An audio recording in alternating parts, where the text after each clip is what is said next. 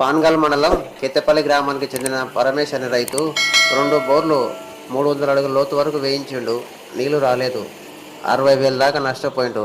ఈసారి మరో బోరు వేయించి నష్టపోకుండా 40 అడుగుల వెడల్పు 50 అడుగుల పొడవుతో టాటా ఈటాచి ప్రొక్లైన్తో బావిని తవ్వించడం మొదలుపెట్టాడు.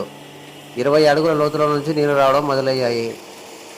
ఈ బోర్ హోల్ సైజు 8 ఇంచులు ఉంటుంది కాబట్టి ఎంత లోతైనా వేయచ్చేమో కానీ నీళ్ళు వస్తాయా రావా అనే అనుమానం అయితే అందరిలో ఉంటుంది. అదే బావి సైజు గుంత పెద్దగా ఉంటుంది కనుక ఒక లేయర్ మిస్ అయినా ఇంకో లేయర్లో నీళ్ళు ఖచ్చితంగా వచ్చే అవకాశం ఉంటుంది. కనుక ఈ రైతు బావిని త్రవ్వించినందుకు నీళ్లు రావడంతో రైతు ఆలోచించిన విధానం ఫలించింది. సరైన నిర్ణయాన్ని ఎంచుకోవడం మంచి ఆలోచన అని నా అభిప్రాయం.